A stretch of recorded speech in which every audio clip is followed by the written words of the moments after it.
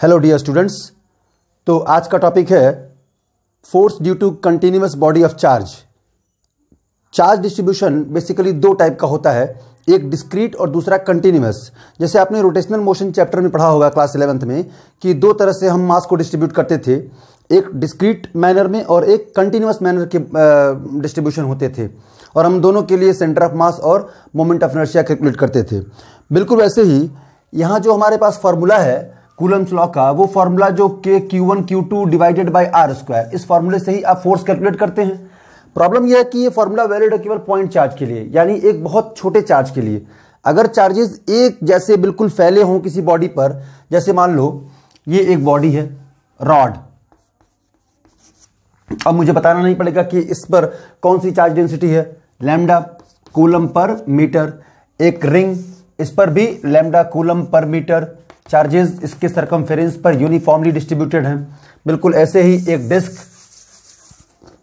और इसकी लिए चार्ज डेंसिटी सिग्मा कूलम पर मीटर स्क्वायर। एक स्फीयर जिसके अंदर भी चार्जेस हैं, तो इसके लिए रो कूलम पर मीटर क्यूब।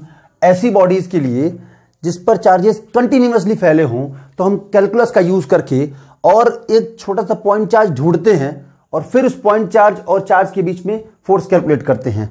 मैं सिंपल सा एग्जांपल लूं कि इस रिंग के सेंटर पर अगर कोई चार्ज रखा जाए, तो वो पॉइंट चार्ज इस पूरे चार्जेस की वजह से कितना फोर्स एक्सपीरियंस करेगा। तो ये तो सिंपल था, जीरो करेगा। बट अगर इससे कुछ दूर कोई चार्ज रखा जाए, तो क्या के Q1 Q2 by are square ये फॉर्मूला डायरेक्टली अप्लाई कर सकते हैं? नहीं कर सकते। ये आप पहले कर चुके हैं कि कैलकुलस का यूज करते हैं। तो कैलकुलस का यूज करके और यहां पर भी कंटिन्यूअसली चार्ज डिस्ट्रीब्यूशन के ऊपर हम कैलकुलेट करेंगे कि फोर्स कैसे कैलकुलेट करते हैं। मान लो एक रॉड है, 1 डायमेंशनल, 2 डायमेंशनल, 3 डायमेंशनल, ऐसी बॉडीज हैं जिनके ऊपर चार्जेस कंटिन्यूअसली फैले हैं, तो उनकी वजह से हम फोर्स कैसे कैलकुलेट करते हैं। तो चलो पहला एग्जांपल लेते हैं। तो पहला एग्जांपल ले लेते हैं कि force on Q due to a rod. मान लो एक रॉड है और उसके एक एंड से ए डिस्टेंस पर कोई चार्ज क्यू रखा हुआ है। तो इस पूरे रॉड की चार्ज डेंसिटी ले लेते हैं लैम्डा कूलम पर मीटर।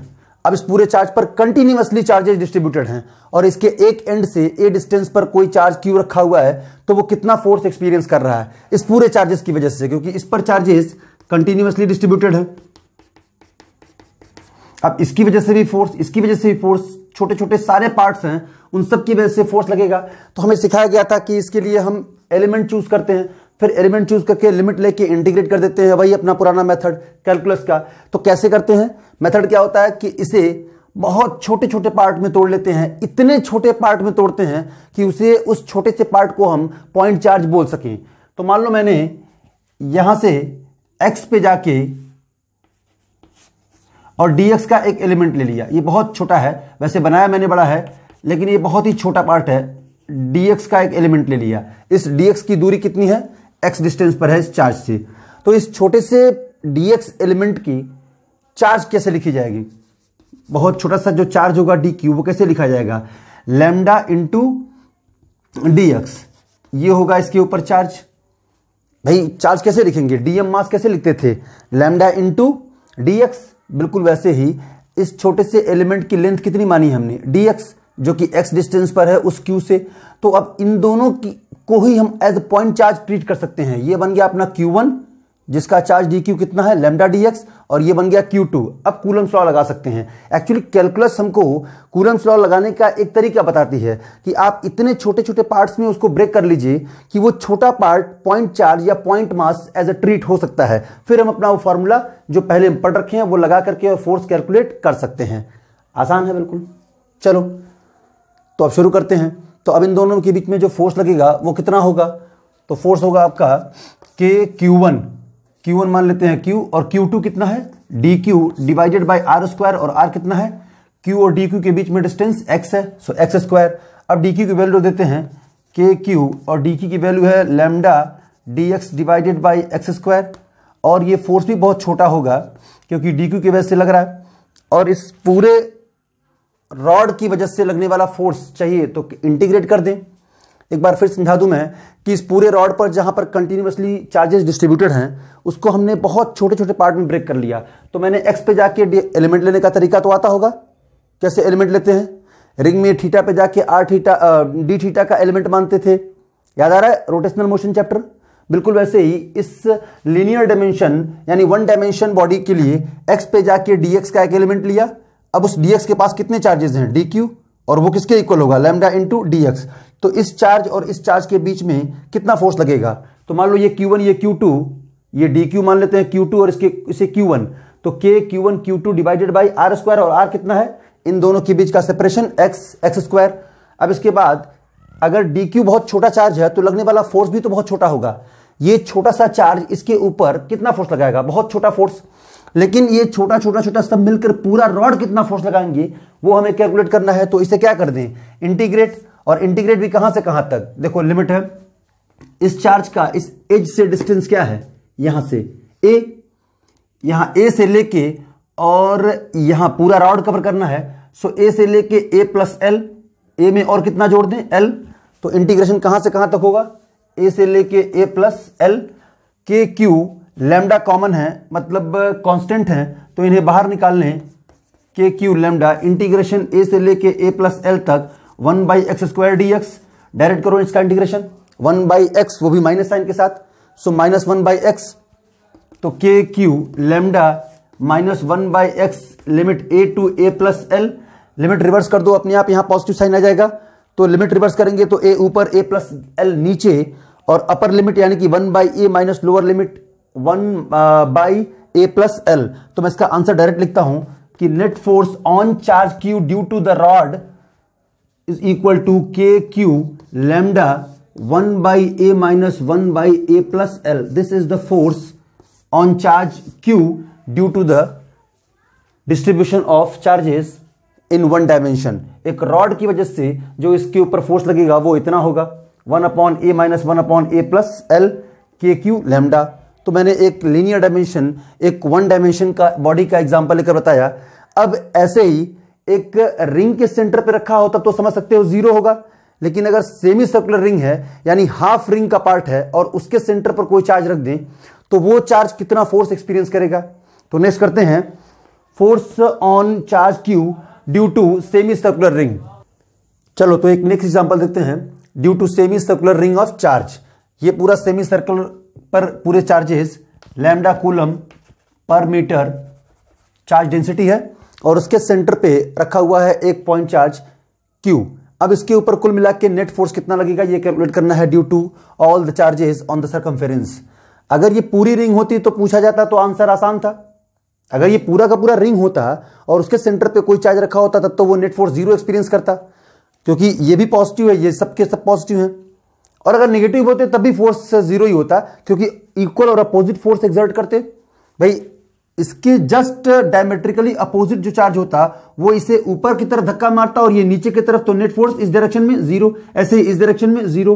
तो अगर पूरा रिंग होता तब तो नेट फोर्स जीरो होता, बट अगर हाफ रिंग है, सेमी सर्कल है, तो इस सेमी सर्कुलर पार्ट के लिए तो कुछ ना कुछ फोर्स आएगा ही। अब वो कितना होगा उसे कैलकुलेट करते हैं। इसमें अपने को एक नई चीज सीखने को मिलती है जो हमको थोड़ा सा कुछ रोटेशनल मोशन वाले चैप्टर से कुछ आगे बढ़ाती है। मतलब वहां हमने धड़ल्ले से बिल्कुल इंटीग्रेट करना चालू किया था, यहां इंटीग्रेशन में कुछ ध्यान देने की जरूरत होगी, अदरवाइज मामला बिगड़ जाएगा और आंसर नहीं आएगा अपना। तो इसलिए यहां पर ध्यान देना इंटीग्रेशन में।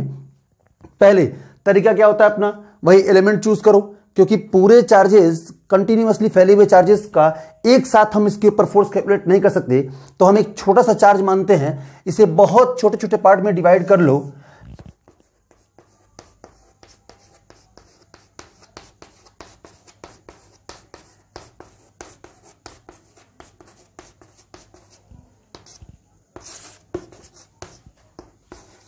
ऐसे सब के सब इस पर छोटे छोटे एलिमेंट हैं। यही हमने यहां पर किया हुआ है कि एक छोटा सा एलिमेंट, और एलिमेंट लेने का तरीका रिंग पर कैसा होता है, थीटा पे जाके और डी थीटा का एक एलिमेंट मान लो। यही वो पार्ट है जो मैंने यहां बनाया हुआ है। ये छोटे छोटे पार्ट में इसको डिवाइड कर दो तो एक पार्ट एक पॉइंट चार्ज जैसा बन जाएगा, और ये अपने आप में एक पॉइंट चार्ज है। अब दो पॉइंट चार्ज के बीच में लगने वाले फोर्स के लिए हमारे पास फॉर्मूला है कूलम्स लॉ का, K Q1 Q2 by are square. R इसका रेडियस है, तो मान लो थीटा पे जाके और डी थीटा का एक एलिमेंट ले लिया, तो इसकी जो विड्थ है, ये जो आर्क लेंथ है वो कितनी हो जाएगी, आर डी थीटा। अब इस छोटे से पार्ट के लिए अगर चार्ज लिखना चाहो तो इस डी क्यू चार्ज की वैल्यू कितनी हो जाएगी, लैम्डा आर डी थीटा। तो अब इस डी क्यू और इस क्यू के बीच में जो फोर्स लगेगा वो फोर्स कितना होगा, छोटा सा फोर्स डी एफ हो जाएगा के क्यू वन यानी क्यू टू यानी D Q divided by are square. ये डिस्टेंस तो आर ही है। अब फोर्स इस तरफ डी एफ लग रहा है।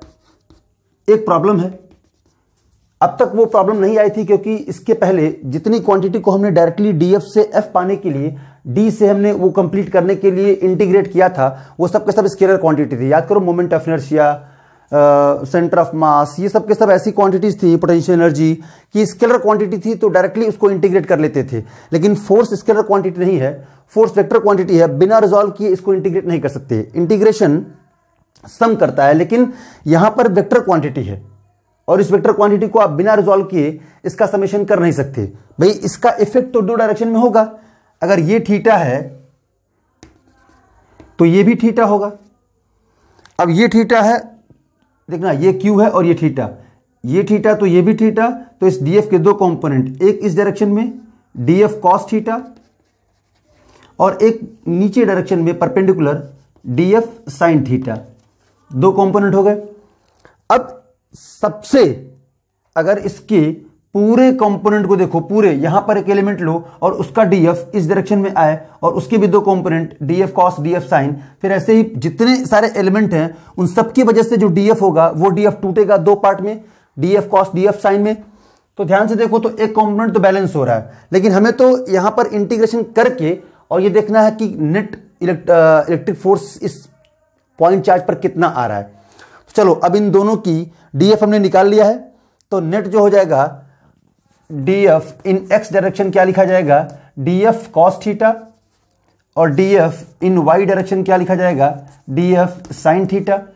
अब इसे ही इंटीग्रेट कर लें, कहां से कहां तक, 0 से पाई, पूरा का पूरा एलिमेंट यहां से लेके यहां तक एंगल कितना है, स्टार्ट करें थीटा को 0 से और कहां तक पहुंच जाए 180 डिग्री तक। तो लिमिट कहां से स्टार्ट होगी, 0 से लेके पाई। डीएफ की वैल्यू अपने को पता है, यहां पर पुट कर दें।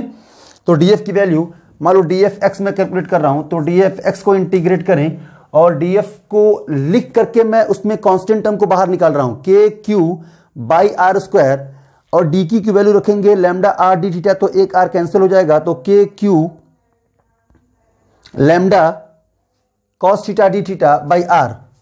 चलो वैल्यू रख ही देते हैं, डीएफ की value K Q, D Q की value lambda R D theta divided by are square into cos theta. चलो इसमें से कांस्टेंट टर्म को बाहर निकालते हैं, के क्यू लैम्डा, एक आर से ये नीचे वाला आर कैंसिल हुआ, तो के क्यू लैम्डा बाहर आ गया। सो इंटीग्रेशन फ्रॉम 0 टू पाई कितना हो जाएगा आपका, कॉस थीटा डी थीटा, नीचे आर बाहर आ गया, cos theta D theta, cos theta का इंटीग्रेशन माइनस साइन थीटा या साइन थीटा, कॉस थीटा का इंटीग्रेशन साइन थीटा प्लस में, और साइन थीटा के लिए लिमिट जब यूज करेंगे 0 टू पाई, तो साइन पाई की वैल्यू भी 0 और साइन 0 की वैल्यू भी 0। तो कुल मिलाकर के हॉरिजॉन्टल डायरेक्शन में जो फोर्स आएगा उसका नेट रिजल्टेंट जो होगा वो 0 हो जाएगा। So this is equal to 0। चाहो तो करके देख लो, कॉस थीटा का इंटीग्रेशन होता है साइन थीटा, और sine theta with the limit 0 to pi, sine pi की वैल्यू 0, साइन 0 की value 0, 0 minus 0 0, and 0 into this much, this whole becomes 0।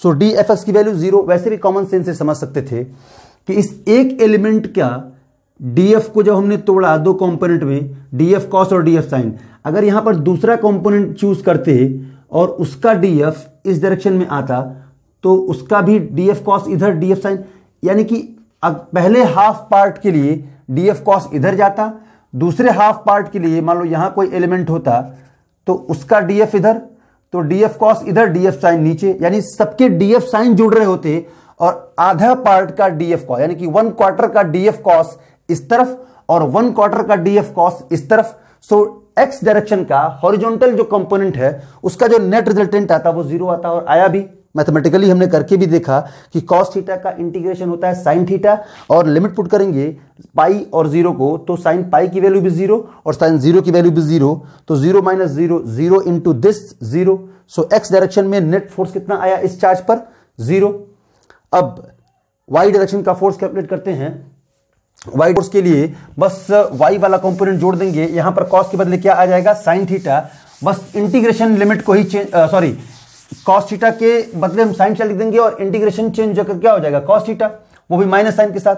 तो बस इसे इंटीग्रेट कर लें और df की वैल्यू फिर वही रख दें, तो हो जाएगा आपका के क्यू, डी क्यू की वैल्यू ये रख दें, lambda R D theta sine theta divided by are square. ये एक आर कैंसिल हुआ, 0 से लेके पाई तक, के क्यू लैम्डा बाहर आ गया, नीचे एक आर बाहर आ गया, 0 से लेके pi sine theta D theta. इसको इंटीग्रेट करें तो minus cos theta, minus sine बाहर ले लें तो minus K Q lambda divided by R, और ये फोर्स जो आ रहा है वो वाई डायरेक्शन में आ रहा है, तो ये हो जाएगा आपका कॉस थीटा लिमिट 0 से लेके पाई तक। कॉस पाई की वैल्यू होती है -1, और फिर माइनस लगाएंगे लिमिट वाला, और फिर माइनस कॉस 0, और कॉस 0 की वैल्यू 1 होती है। सो -1 और -1, तो -2 इंटू माइनस, तो 2 Q lambda by R. So net force in Y direction is equal to 2 Q lambda divided by r. This is the net resultant force experienced on point charge due to a semicircular ring of charge. ये पूरे circumference पर फैले हुए charge, इसके ऊपर जो net force लगाएंगे वो केवल वाई डायरेक्शन में लगाएंगे, और वाई डायरेक्शन का फोर्स नीचे जा रहा है। बहुत लॉजिकल है और कॉमन सेंस की बात है कि ये भी पॉजिटिव है, और इसके ऊपर जितने चार्जेस हैं सबका नेचर क्या है? पॉजिटिव।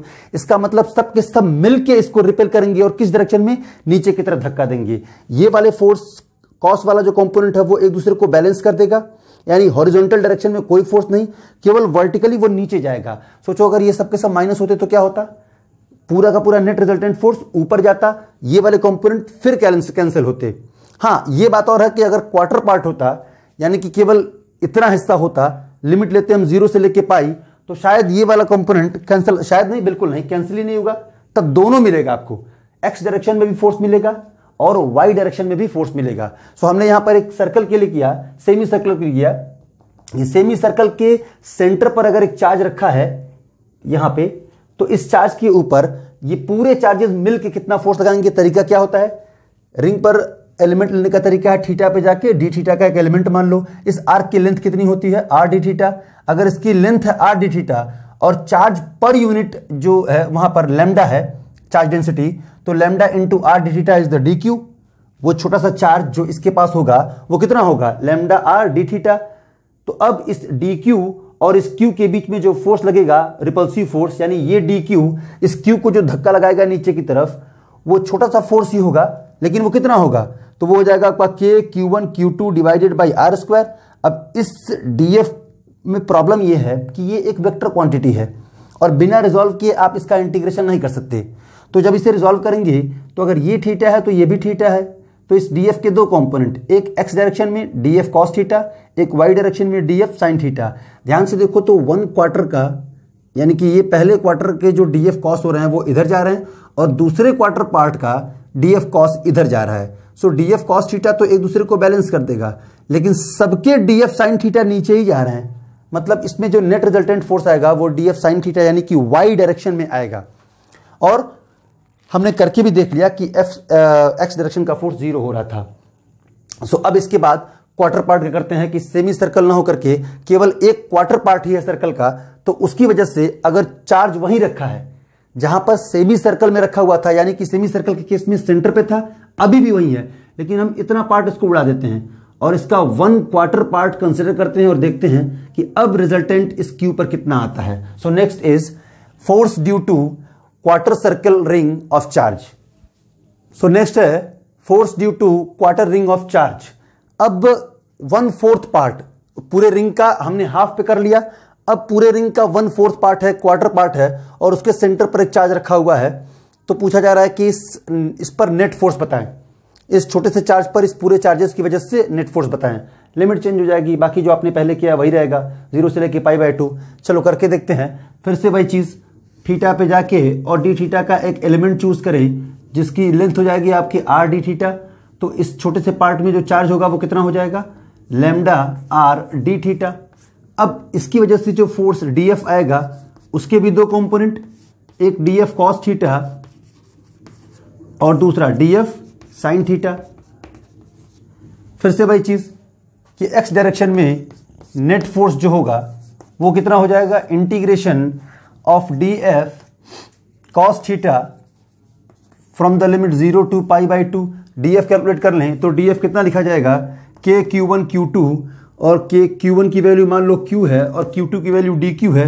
डी क्यू में डायरेक्ट रख रहा हूं, lambda R D theta divided by are square, एक आर से आर कैंसिल हुआ। चलो इस डी एफ की वैल्यू रख देते हैं अब, तो इस डी एफ की वैल्यू हो जाएगी 0 to π/2 के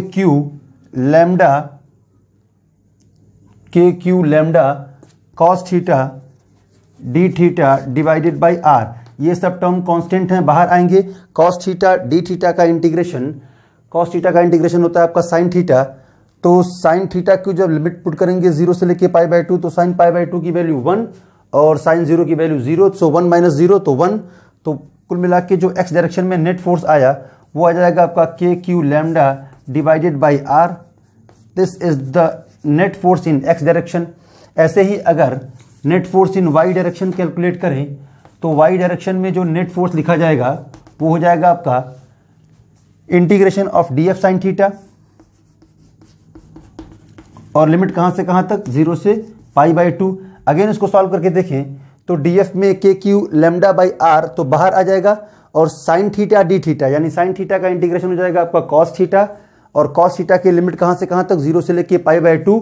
0 से लेके π/2 तक जब उसको इंटीग्रेट करेंगे तो कॉस π/2 की वैल्यू, सॉरी ये तो साइन का इंटीग्रेशन माइनस कॉस होता है, सो माइनस टर्म पहले ही बाहर आ जाएगा।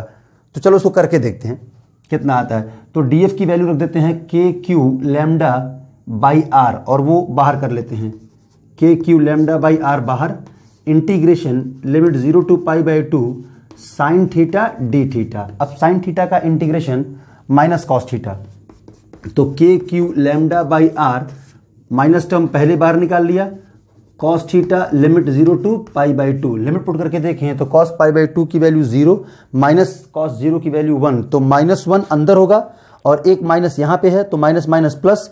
इस फोर्स की वैल्यू भी आ गई के क्यू लैम्डा बाई आर। इसका मतलब थोड़ा सा इससे अलग होगा, मतलब पहले वाले में जब ये हाफ पार्ट था तो एक कैंसिल हो रहा था। कॉमन सेंस से बताओ कि पूरा का पूरा हाफ पार्ट ही आपने कैंसिल कर दिया, 1/4 ले लिया, तो एक कंपोनेंट जो पहले इस वाले पोर्शन से इस तरफ का बैलेंस हो रहा था वो तो गायब हो गया। इसका मतलब एक्स डायरेक्शन में भी फोर्स मिलेगा और वाई डायरेक्शन में भी फोर्स मिलेगा। उन दोनों फोर्स का जब नेट निकालेंगे तब जाके पता चलेगा कि इसके ऊपर कितना फोर्स काम कर रहा है। तो हमने किया क्या, फिर से वही चीज, थीटा पे जाके और डी थीटा का एक एलिमेंट लिया। अब इसकी लेंथ कितनी हो गई, आर डी थीटा, तो इस छोटे से लेंथ के ऊपर चार्ज कितना आएगा, लैम्डा आर डी थीटा। तो अगर ये छोटा सा चार्ज पॉइंट चार्ज बन गया तो इस चार्ज और इस चार्ज के बीच में फोर्स कितना काम करेगा, डीएफ, और वो डीएफ कितना होगा, K Q1 Q2 divided by are square. तो डीएफ मिल गया, तो इस डीएफ को भी तोड़ लो दो कंपोनेंट में, तो एक कंपोनेंट हो गया आपका डीएफ कॉस थीटा, दूसरा डीएफ साइन थीटा। अब दोनों कंपोनेंट को बारी बारी सॉल्व करो, मतलब यहां का कोई कंपोनेंट होता, सॉरी यहां का कोई एलिमेंट होता तो उस एलिमेंट की वजह से डीएफ कॉस और डीएफ साइन, मतलब इस पूरे सेक्शन की वजह से डीएफ कॉस इधर और डीएफ साइन इधर। डीएफ कॉस को बैलेंस करने वाला कोई इस तरफ का कंपोनेंट है ही नहीं, इसका मतलब इसमें कोई फोर्स जीरो नहीं होने वाला, ना तो एक्स डायरेक्शन में फोर्स जीरो होगा और ना ही वाई डायरेक्शन में फोर्स जीरो होगा। तो हमने एक्स डायरेक्शन में कैलकुलेट किया तो आया था K Q lambda by R, Y direction में भी कैलकुलेट करके देखो तो इतना ही आएगा, के क्यू लैम्डा बाई आर। और इसका जब नेट रिजल्टेंट निकालोगे यानी एफ नेट, तो हो जाएगा आपका under root F X square plus F Y square. और चूंकि दोनों की वैल्यू सेम है, मैग्नीट्यूड सेम है, तो मान लो दोनों का मैग्नीट्यूड मान ले एफ, तो एफ और F square plus F square, 2f square तो √2f, √2f का मतलब है √2 into K Q lambda divided by R. This is the net force on the charge Q due to quarter ring of charge, √2 K Q lambda by R. Clear हुआ ये? ये समझ आया कि हाफ 1/4 पार्ट की वजह से अब किसी डायरेक्शन में फोर्स कैंसिल आउट नहीं होंगे। अगर ये हाफ पार्ट था तो इस df cos को बैलेंस करने वाला इधर df cos इस तरफ के एलिमेंट की वजह से मिल रहा था, लेकिन चूंकि अब ये है ही नहीं, केवल 1/4 पार्ट है, तो 1/4 की वजह से इस तरफ का कंपोनेंट बैलेंस ही नहीं होगा। माने इधर भी ये फोर्स मिलेगा, x डायरेक्शन में भी नेट फोर्स मिलेगा और y डायरेक्शन में भी नेट फोर्स मिलेगा, ये y डायरेक्शन में। तो इन दोनों की वैल्यू हमने निकाली। x डायरेक्शन में नेट फोर्स कितना आया, तो x डायरेक्शन में नेट फोर्स के लिए df cos को इंटीग्रेट कर दें। df cos को इंटीग्रेट कहां से कहां तक करें, 0 से लेके π/2 तक। df की वैल्यू क्या है, k q lambda by r, एक r कट गया था, d थीटा और cos थीटा। तो इसको इंटीग्रेट करके देखें तो cos थीटा का इंटीग्रेशन होता है आपका sin थीटा प्लस में sin थीटा, और 0 से लेके π/2 तक लिमिट की वैल्यू पुट करें तो sin π/2 की वैल्यू 1, sin 0 की वैल्यू 0, सो 1 - 0 1। तो कुल मिला के जो बाहर निकला था वही आ जाएगा k q lambda by r। This is the net force in x direction. ऐसे ही net force in y direction, तो df sin थीटा को अब इंटीग्रेट कर लें with the same limit 0 to π/2 और df की वैल्यू फिर से पुट करके और कांस्टेंट टर्म को बाहर निकालें k q lambda by r। तो sin थीटा d थीटा का integration minus cos theta, minus term मैंने बाहर निकाल लिया cos थीटा, और लिमिट कहां से कहां तक, 0 से लेके π/2। cos अपर लिमिट पुट करेंगे π/2 तो cos π/2 की वैल्यू 0 माइनस cos 0 की वैल्यू 1, तो -1 तो अंदर रहा और एक माइनस यहां पे है, तो माइनस माइनस प्लस। तो y डायरेक्शन में भी फोर्स कितना आया, k q lambda by r। x direction में भी force k q lambda by r। दोनों का नेट √fx² प्लस fy² करके देखें इसको, √2f आएगा तो f की वैल्यू है आपका k q lambda by r। So √2 k q lambda by r is the net resultant force on the this charge placed at the centre of the quarter of the ring of charge. एक quarter of ring of charge की वजह से जो उसके centre पर रखा हुआ charge है वो नेट फोर्स इतना एक्सपीरियंस करेगा।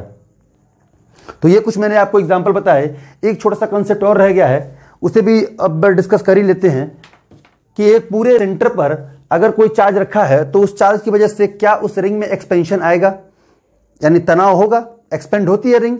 अब वो जो तनाव है, टेंशन है, वो कितना होता है।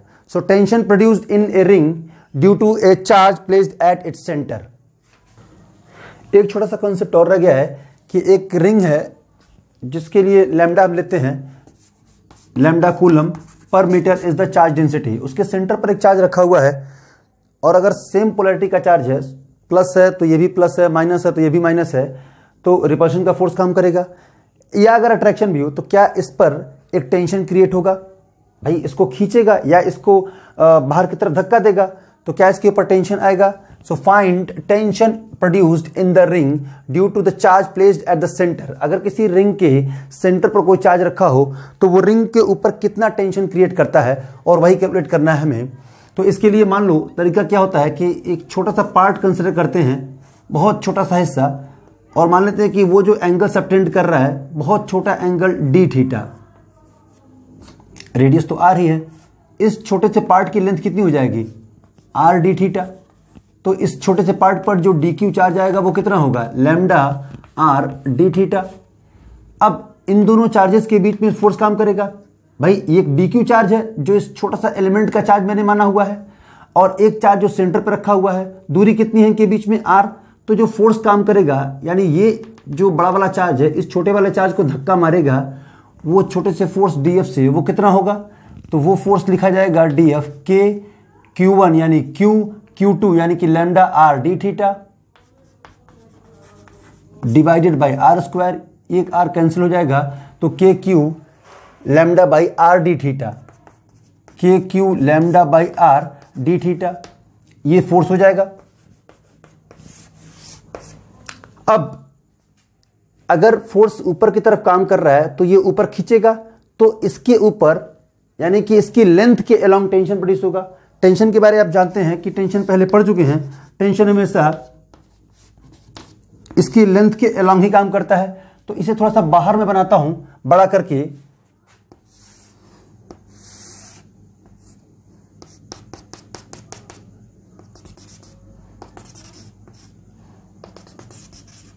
ये पूरा एंगल कितना था, डी थीटा।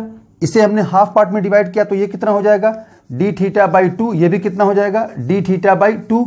टेंशन हमेशा लेंथ के अलॉन्ग ही काम करता है। तो मान लो ये टेंशन टी इधर और ये टेंशन टी इधर,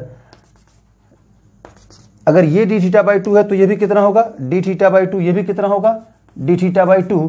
तो टी के दो कंपोनेंट इस तरफ भी और इस तरफ भी, तो टी का एक कंपोनेंट इस थीटा के अलॉन्ग कितना होगा, T cos D theta by 2, और एक नीचे की तरफ T sine D theta by 2, इसके भी दो component T cos D theta by 2 और एक नीचे की तरफ T sine D theta by 2। इस छोटे से सेगमेंट जिसको मैंने बड़ा करके दिखाया है आपको कि एक फोर्स ऊपर की तरफ काम कर रहा है जिसकी वैल्यू है K Q lambda by R D theta, और इस पूरे छोटे से सेगमेंट पर जो टेंशन आ रहा है वो इसकी लेंथ के अलॉन्ग आएगा। ये पूरी रिंग जो ऐसी है हमेशा टेंशन उसकी लेंथ के अलॉन्ग ही आता है।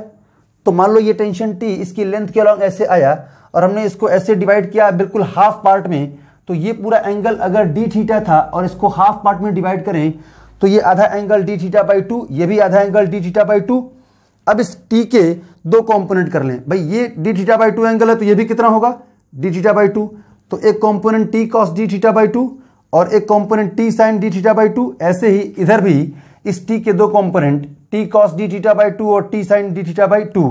ध्यान से देखने पे ये समझ में आ रहा है कि ये वाले कंपोनेंट एक दूसरे को बैलेंस करेंगे, कुल मिलाकर के यही कंपोनेंट जुड़ेंगे और नीचे की तरफ एक फोर्स लगाएंगे, और इन दोनों चार्जेस के बीच में जो यहाँ पे चार्ज Q रखा हुआ है और ये जो चार्ज DQ हमने इस सेगमेंट का माना है, इसके बीच में जो फोर्स ऊपर की तरफ जा रहा है, ये दोनों फोर्स एक दूसरे को बैलेंस करेंगे। So in the state of equilibrium, in the state of equilibrium, equilibrium के केस में ये दोनों फोर्स अगर एक दूसरे को बैलेंस कर रहे हैं तो ये फोर्स कितना है, K Q lambda by R D theta is equal to, ये कुल मिला के जो टेंशन क्रिएट हुआ वो कितना है, 2t sine D theta by 2। अब यहां से हम इसको बहुत छोटा ले सकते हैं, एंगल बहुत छोटा है तो साइन थीटा के बदले थीटा लिखा जाना स्वाभाविक है, भाई sine theta tends to theta. तो इस साइन को हटा करके केवल क्या लिख दें, डी थीटा बाई 2, 2 और 2 कैंसिल होंगे तो ये रह जाएगा आपका t into D theta. D theta उस साइड से और इस साइड से कैंसिल होगा तो इधर बच जाएगा आपका K Q lambda by R और उधर बच जाएगा t। This is the tension produced in the ring due to the charge placed at the centre of the ring. Ring के सेंटर पर एक चार्ज रखने से उस रिंग पर कितना टेंशन क्रिएट होगा, तो के क्यू लैम्डा बाई आर। एक बार फिर समझा दूं मैं कि यहां पर एक छोटा सा सेगमेंट माना हुआ है मैंने, और माना है कि वो सेगमेंट कितना एंगल सबटेंड कर रहा है, तो डी थीटा। तो इस छोटे से सेगमेंट के ऊपर कितना चार्ज होगा, छोटे से सेगमेंट की लेंथ हो जाएगी आर डी थीटा और लैम्डा कूलम पर मीटर चार्ज डेंसिटी है, तो इस छोटे से सेगमेंट के लिए जो चार्ज लिखा जाएगा डी क्यू वो होगा आपका लैम्डा आर डी थीटा। अब इस डी क्यू और क्यू के बीच में जो फोर्स लगेगा रिपल्सिव फोर्स वो कितना होगा, तो के Q one Q two by are square. तो के क्यू वन क्यू टू कितना है, lambda R D theta divided by are square. एक आर और ये आर कैंसिल हुआ, नीचे केवल एक आर बच गया, तो ये तो फोर्स हो गया। अब इस छोटे से सेगमेंट को मैंने बड़ा करके यहां बनाया है तो टेंशन तो हमेशा इसकी लेंथ के अलॉन्ग ही जाएगा।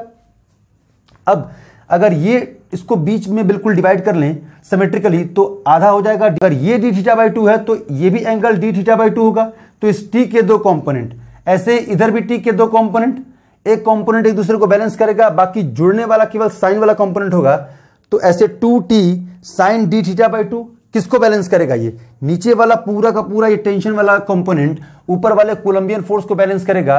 सो in the state of equilibrium k Q lambda by r, k Q lambda by R D theta is equal to 2t sine D theta by 2। यहां से मैंने डायरेक्ट एक स्टेप खत्म कर दिया है, लिखा नहीं है कि चूंकि ये एंगल बहुत छोटा है इसलिए sine D theta by 2 approximately equal to D theta by 2। अगर डी थीटा बाई 2 लिखेंगे तो 2 और ये 2 कैंसिल होगा, तो उधर बच जाएगा डी थीटा जो इस साइड वाले डी थीटा से कैंसिल होगा, तो अब रह जाएगा केवल टी जो इधर बच गया, मैंने लिख दिया। So tension produced in the ring due to the centre of charge, sorry due to the charge placed at its centre is equal to K Q lambda by R. So हमने आज कुछ कॉन्सेप्ट डिस्कस किए कि एक continuous distribution of charge की वजह से कितना फोर्स एक चार्ज के ऊपर लगेगा। इसके अलावा हमने एक छोटा सा कंसेप्ट और सीखा जो इंपॉर्टेंट भी है नीट और जेई के लिए, कि एक रिंग के सेंटर पर रखे हुए चार्ज की वजह से उस रिंग पर कितना टेंशन आता है। सो अब आगे नेक्स्ट वीडियो में मिलेंगे और बात करेंगे कुछ नए जेई और नीट के कुछ इंटरेस्टिंग कंसेप्ट के बारे में।